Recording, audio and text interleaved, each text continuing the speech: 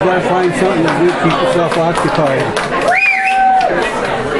Hey, what a special occasion.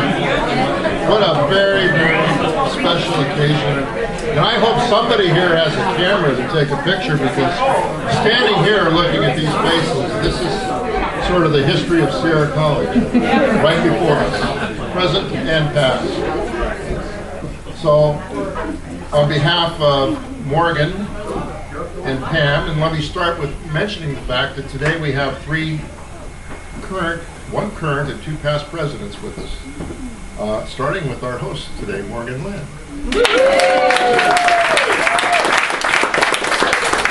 And her partner, Pam Walker, who is the assistant vice chancellor from the chancellor's office. Where's Pam? Hiding in the kitchen. Come on, Pam, come out and wave.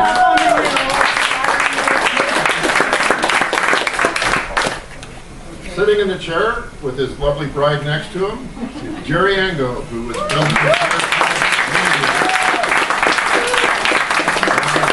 Willie, there's right Willie and Melody. Where's Melody? She's hiding. Where is she? She's hiding. Right here. Oh, hi, Melody. Thank you guys for coming. I would be remiss to not mention that Ida Otani is here. Is Ida still here? Ida is our senior staff member. She's been retired maybe as long as Rebecca's worked. But that's special that Ida and her son have come to honor Rebecca today. And our farthest traveled guest certainly is Ray and Shocky Gregg. Ray is Rebecca's brother, and Shocky, where are you? There you are. They're from Oklahoma. And I might mention, it runs in the family. Two outstanding educators. I understand that Shocky was the teacher of the year in Oklahoma, in elementary school. Cool. In all of Oklahoma. And Ray was teacher of the year 4 times at Oral Roberts University. Not bad, huh?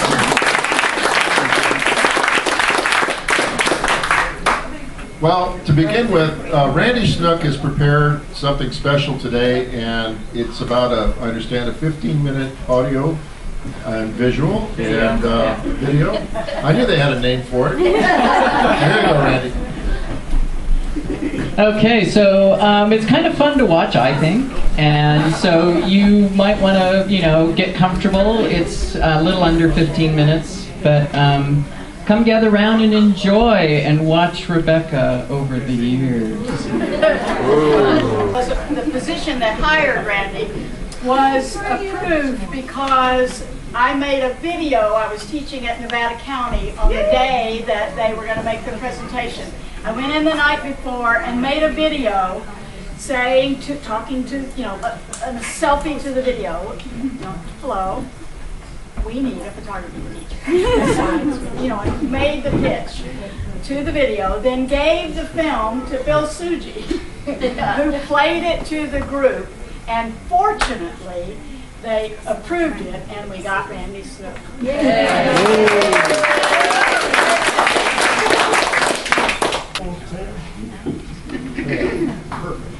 Well, we spent a lot of years together, and when I arrived in 1975, we had 5,000 students at Sierra, and that included everybody in Truckee and wherever they were, Day and night, and we went through some interesting times, some good, some bad. We grew together. It was a very, very exciting time.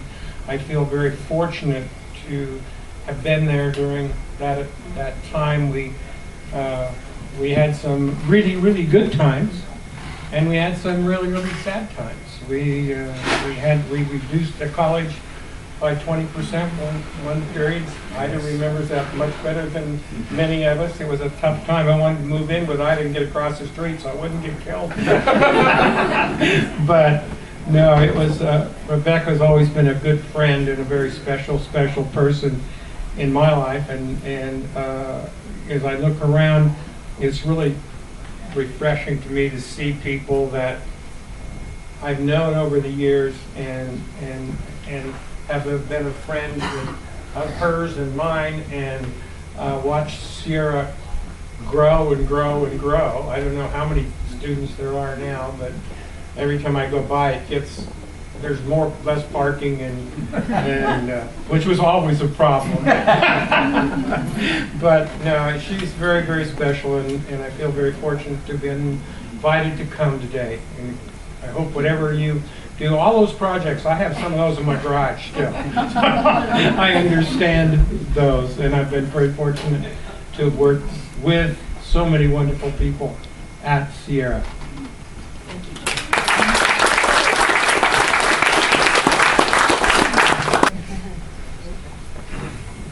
Probably the last person you'd expect to speak. But Rebecca, you've touched not only your students' lives and faculty's lives, but the lives of those people you touched also affected their lives. And Deanie was your student 35 years ago, my wife now, and I didn't know who Rebecca Gregg was. But every time we go on a road trip and she says, "Stop!" Gotta get that photo. And I blame you for that.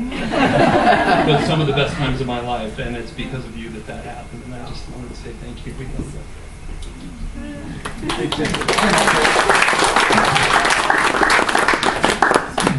So, for some, I've been to school for 17 years, and for the first 9 years or so, I knew Rebecca as a colleague.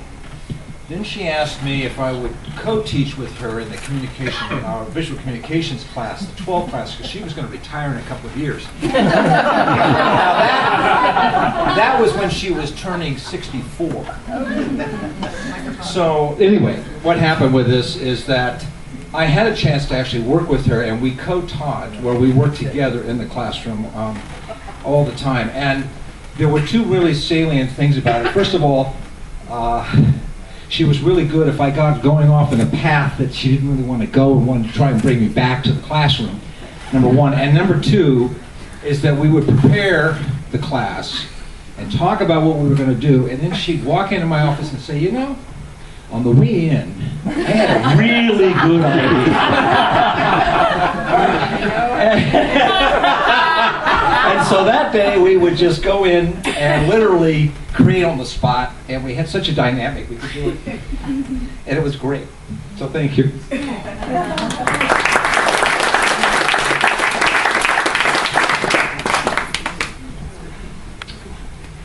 Well, one of the reasons I came here was to bring my mother, who's 94, and is a very dear friend with Rebecca. But Rebecca was my first counselor at Sierra College, being a stupid, naive graduate from Del Oro, and she had such a serene, beautiful presence to her. And she gave me the courage to pursue and inspire me in my career to continue my education. She was also involved in taking photographs at my marriage when I was married. And she's been such a big part of my mom's life, her and Deb, in taking care of them, and I'm so grateful to you. Right now, for me, I think I've been spending the last 5 years trying to find ways of, I'm a physician, getting people out of poverty. I think there's a direct correlation between poverty and illness.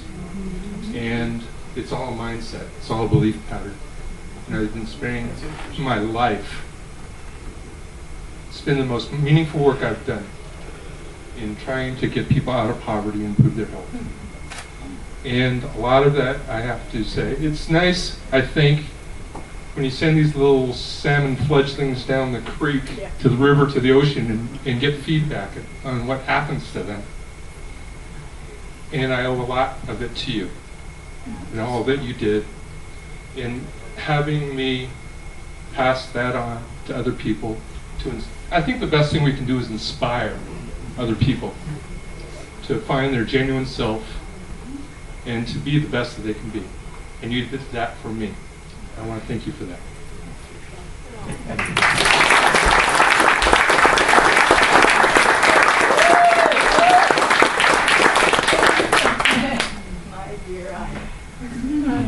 fondest memory is of the day that you walked onto campus.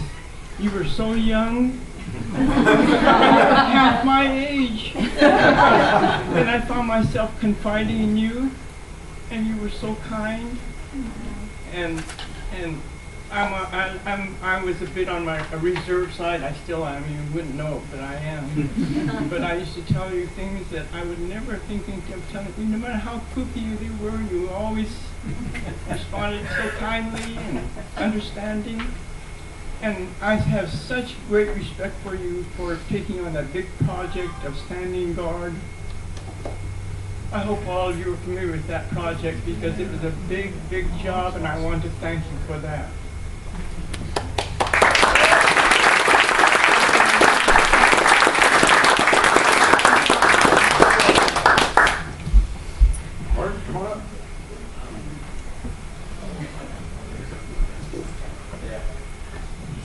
Rebecca, this is about you, it's not about me, but I have to introduce a couple of remarks by saying that, I was a farm boy and a little rough around the edges. And you came to us as a Southern gal who was refined and smoothed out, balanced my roughness around the edges. There are a few people that know I was a little rough around the edges back in the old days. But, the old days were different than the present. And so it was a great time for us all to grow together. I remember serving on hiring committees with you, and you were a balance point. And Sierra College has some of its stature today because of your wisdom and your consideration of the human condition. And there are a lot of people who never recognize those kinds of things. I could go on and talk a little bit more about that. But you were involved with so many projects, it's hard to even bring them to mind. The Japanese-American project that you worked so very hard on, and the book that will live as a legacy for all time and forever in print. It was a remarkable project, and so many people put their effort into it, but you had vision, and that vision showed in the end, and so we're grateful for that. One of the things that most impressed me, another one of the most things that impressed me so much, you made a trip one time to China, and you took a lot of photographs of people, of their faces, and you brought that kind of humanity to those who didn't know other cultures.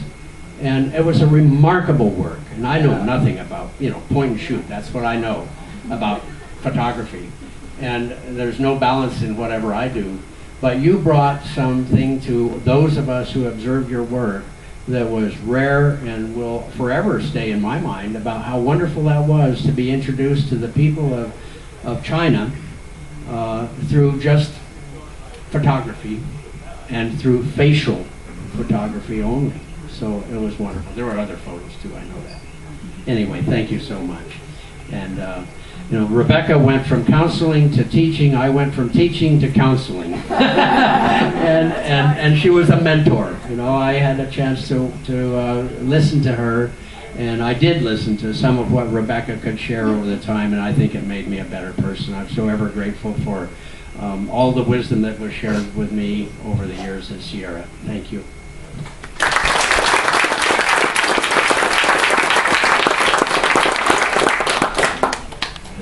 I'm looking around and people are not wanting to look at me in the eyes. I get a sense that what has been said is not to be said. Oh, Rebecca's there.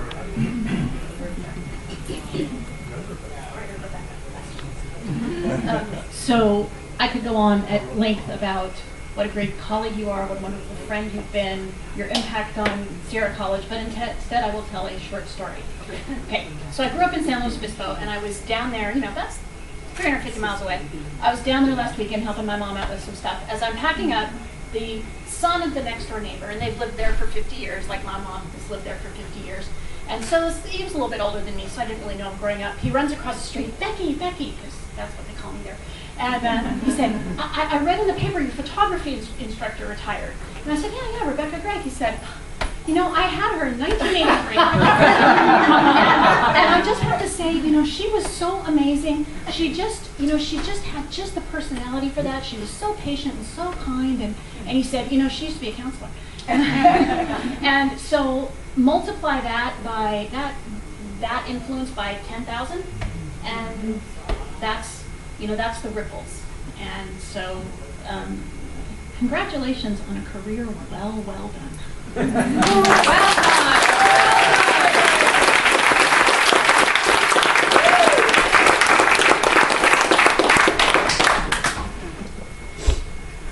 Okay.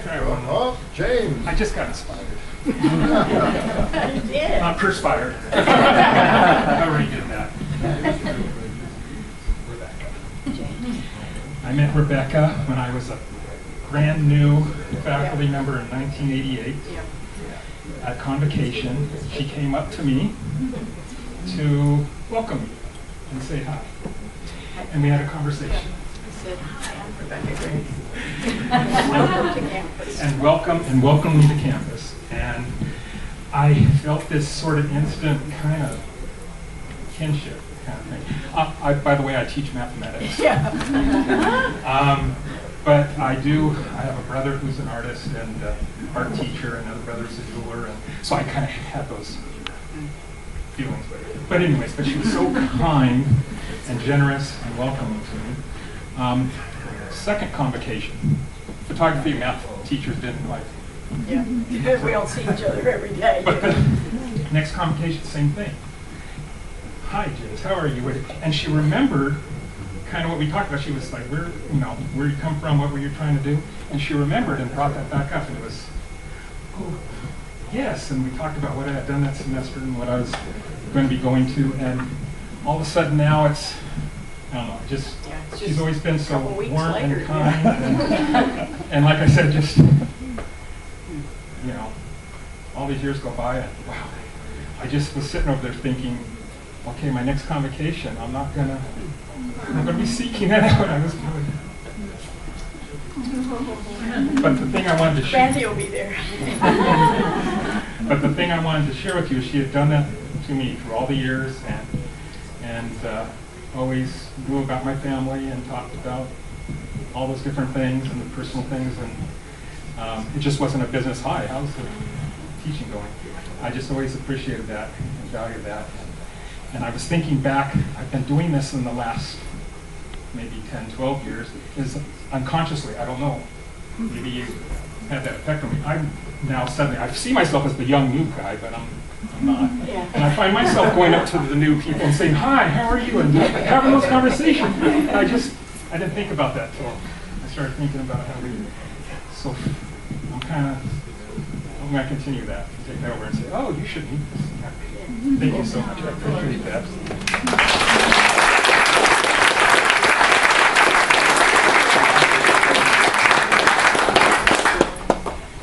James, I can't believe you've been teaching for 28 years. Looks like the new guy, doesn't he? He has always been the kid. He has always been the kid. You're still the kid to me.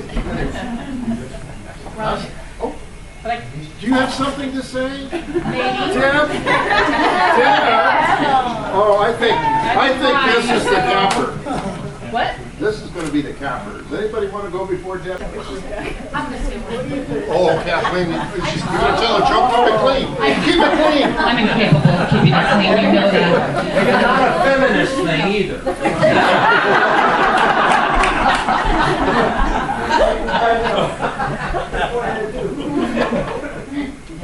Hey, you.